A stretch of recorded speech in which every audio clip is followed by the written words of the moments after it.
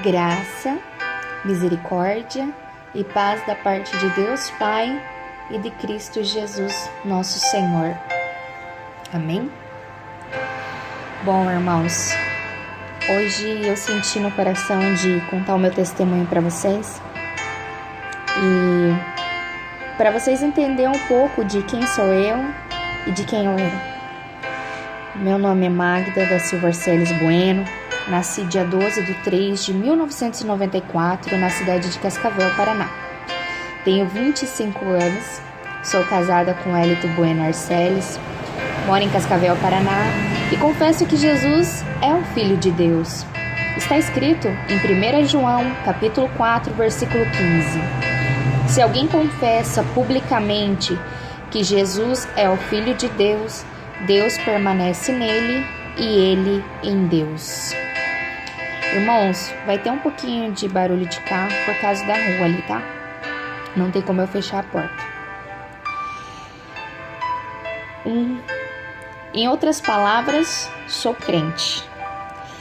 Eu me batizei e desci as águas quando bem mais nova.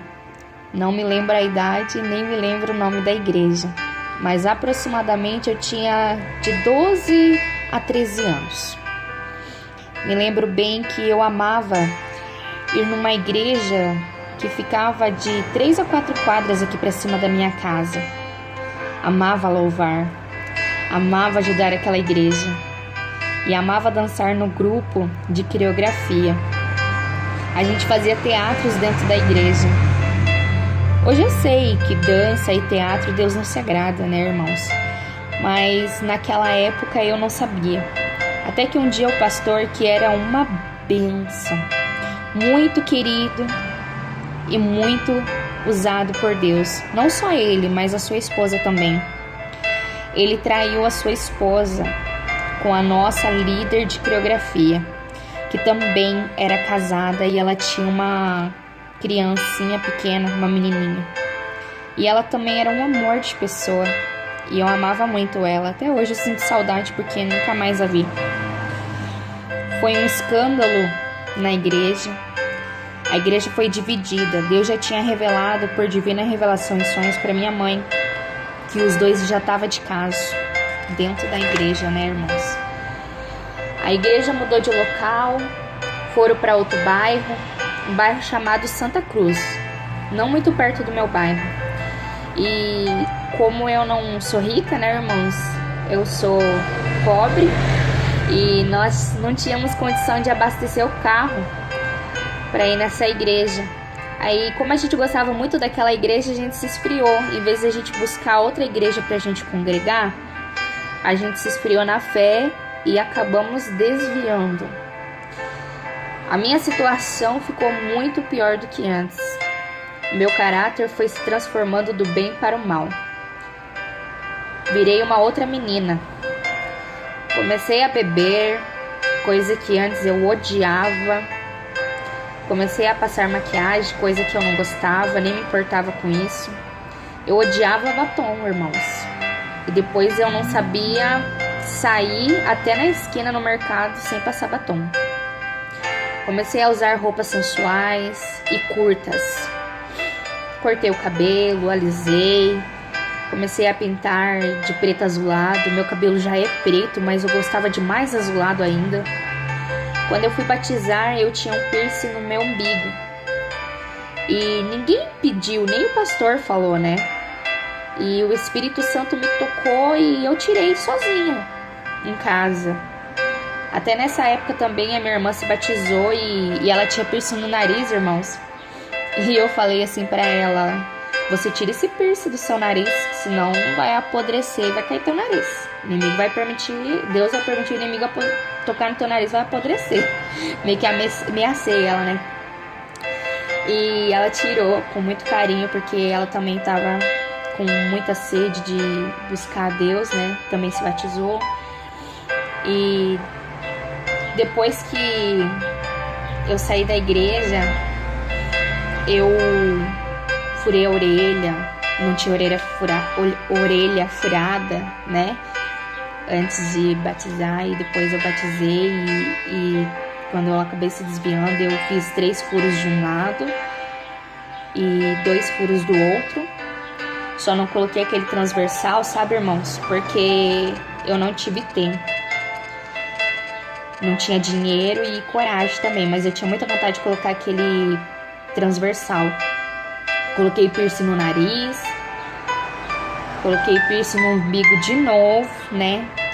É igual um cão quando volta ao vômito, né? Foi assim o que eu fiz. Voltei ao vômito, coloquei o piercing de novo, que eu tinha abandonado, que o Espírito Santo tinha me convencido, né? E coloquei um piercing na língua, meus irmãos.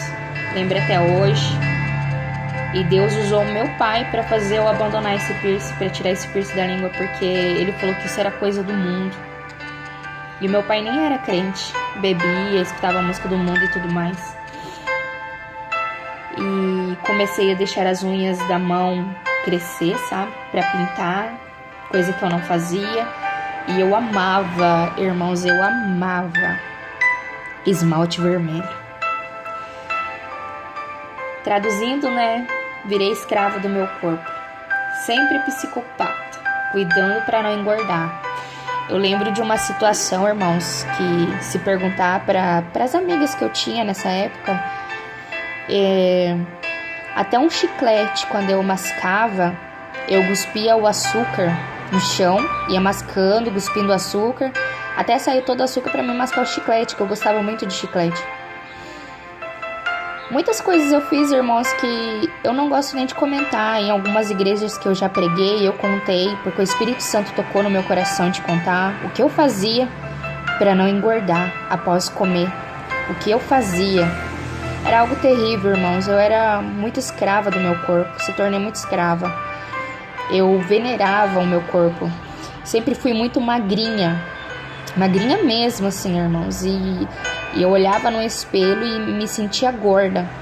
É essa doença que a gente vê que muitas modelos já tiveram, né? Que olha no espelho, é puro pele e osso, igual eu era, assim, e se achava gorda.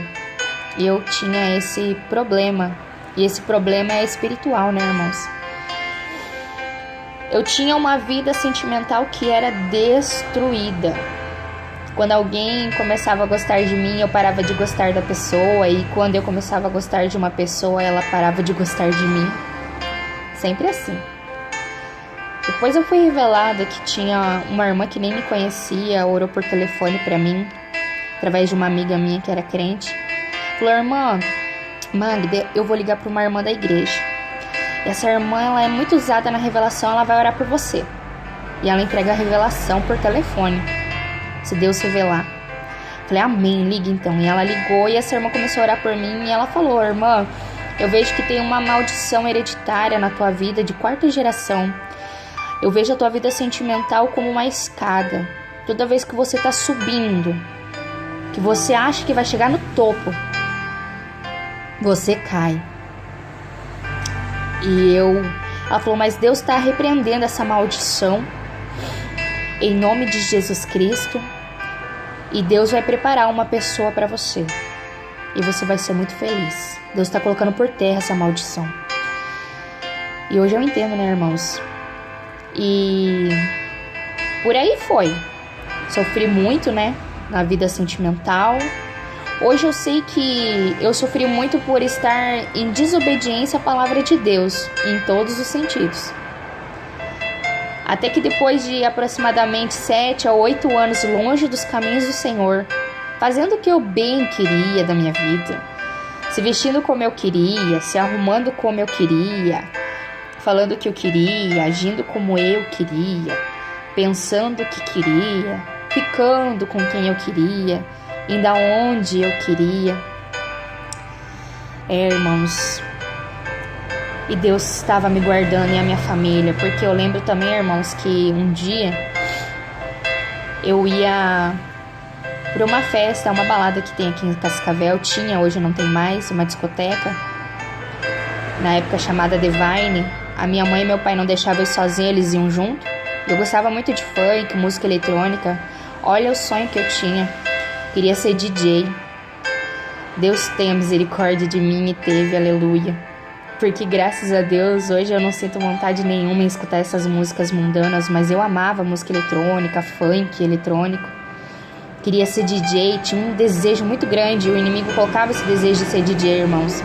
Mas graças a Deus que não se cumpriu o propósito do adversário da minha alma, mas o propósito de Deus, propósito divino, aleluia. E nós estávamos lá e eu estava dançando, meu pai e minha mãe lá de canto, né, só pra cuidar de mim, porque essas baladas é perigosa, né? Eles tinham medo de eu beber, ia acontecer alguma coisa comigo. Daí nenhuma das minhas amigas gostava de funk, né? Eu ia sozinha. E meus pais me acompanhavam. E eu lembro até hoje que depois de dançar muito naquela balada, eu voltei pra casa. E no caminho, minha mãe e meu pai comentando que um homem tinha sacado uma faca e tinha esfaqueado o outro lá perto deles, assim, quase do lado deles. E um outro tava com uma arma. Eu sei que eles falaram, nossa, que livramento de Deus, porque poderia ter dado um tiroteio e nós ter morrido. Pois aquele dia eu vi que eu não podia mais ir nessas festas, porque se eu continuasse indo, já pensou minha mãe e meu pai ter morrido por causa de um desejo meu, por causa de uma vontade minha, né? Mas graças a Deus, Deus nunca permitiu nada acontecer. E eu ia onde eu queria, né, irmãos? Nas festas, bebia muito. Fazia a minha vontade, né, como eu falei. Até que um dia, eu não vou saber dizer bem certinho, irmãos, meses, ano pra vocês, mas depois de 7 a 8 anos longe da presença de Deus, praticamente com 20 anos para 21, a minha tia, vindo de Paranaguá, me convidou para ir na igreja dela. E eu não queria ir, mas sabe quando você aceita um convite porque você gosta da pessoa e não porque você quer realmente ir nesse lugar, mas para a pessoa não ficar triste quando você vai falar não? Então, eu fui. Foi um culto normal, louvores lindos, mas o adversário da minha alma não ficou contente. Quis me matar, porque ele viu que eu estava me aproximando de novo de Deus. O diabo ganhou permissão de Deus para me tocar, porque sabemos que nada acontece sem a permissão de Deus em nossas vidas, né? Ele não pode tocar na nossa vida sem a permissão de Deus. E estourou um cisto no meu ovário e começou a vazar dentro de mim. Muito sangue. Tudo isso é um resumo que estou tentando fazer, porque tem muitas particularidades do poder de Deus e as minhas desobediências. Irmãos, nesse pequeno aqui testemunho do cisto, tem muito testemunho aqui dentro, assim, sabe? Só que eu vou resumir para não ficar muito longo esse meu testemunho. Outra hora eu gravo outro vídeo e conto bem certinho, para mostrar que Deus é Deus. Um dia eu conto, né, mais da minha história, mais aprofundada. Eu sei que tive que passar por uma cirurgia de urgência. Deu tudo certo. A cirurgia foi uma benção, deu tudo certo. Mas o meu quadro foi se agravando muito depois da cirurgia. Me induziram ao coma. Depois, em vez de recuperar as forças, eu perdi e não conseguia voltar do coma. A ponto de, passando alguns dias, o médico chegou para a mãe e falaram: a medicina fez tudo que ela poderia ter feito pela sua filha. E não temos mais o que fazer. E que era para ela ficar atenta com o celular, porque a qualquer momento o hospital entraria em contato com ela para avisar o meu falecimento total. Porque eu só estava viva, irmãos, por causa dos aparelhos. Eles iriam desligar e a qualquer momento eu certamente morreria. Mas ele disse algo que a minha mãe me contou que eu nunca esqueço. Ele disse que existia uma luz no fim do túnel, e essa luz era Deus. Ele falou: mãezinha, existe uma luz no fim do túnel. Essa luz é Deus. Se a senhora tem fé, busca Deus, né? Falou para ela orar.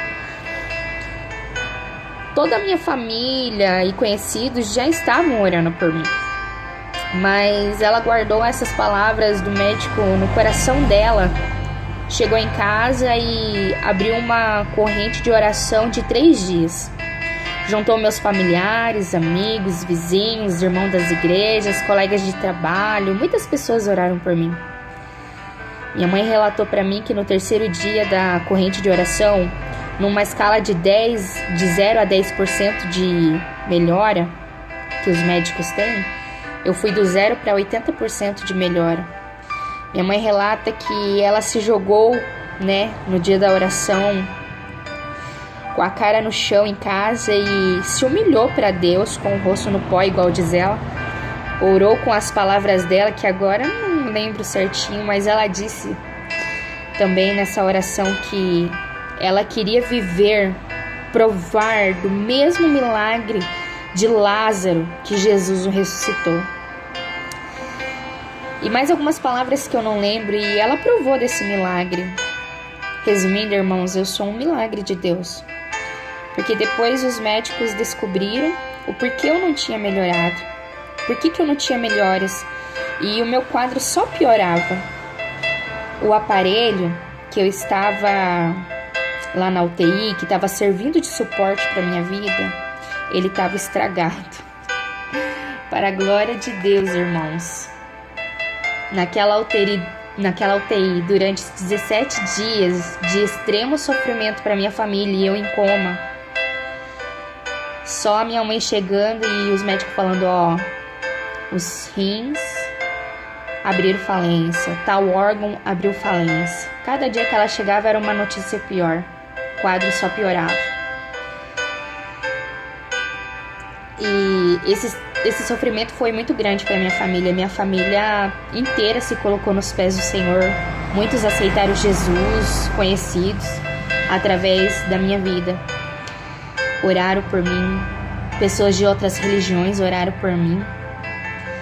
E eu entendo hoje que a minha vida não estava naqueles aparelhos, Os médicos achavam que eram os aparelhos que estavam sustentando a minha vida, Que estava sendo suporte para a minha vida. Mas, na verdade, para a glória de Deus, a minha vida já estava nas mãos de Deus, Eu já estava sendo cuidada pelas mãos de Deus, o Deus vivo que a Bíblia relata.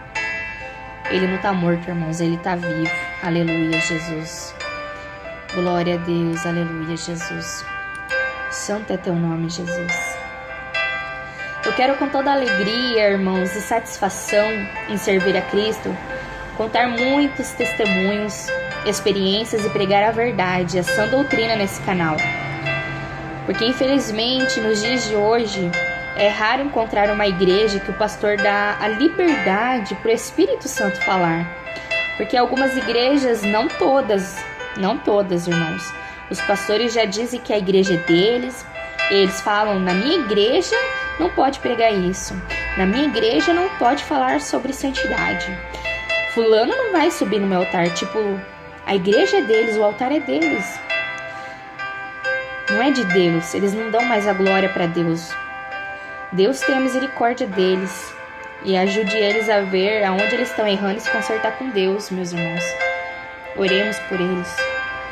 E hoje, através dessa pequena introdução do meu testemunho, eu confesso que agora eu não faço mais o que eu quero, mas sempre estou buscando fazer a vontade de Deus.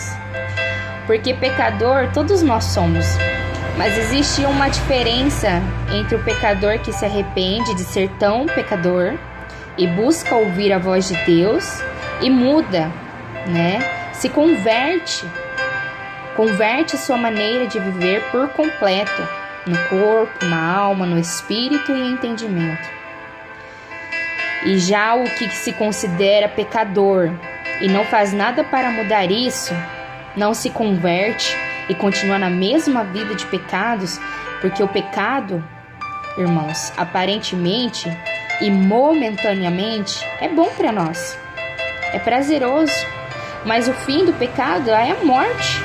A Bíblia diz no livro de Romanos, capítulo 6, versículo 23, porque o salário do pecado é a morte, mas o dom gratuito de Deus é a vida eterna por Jesus Cristo, nosso Senhor.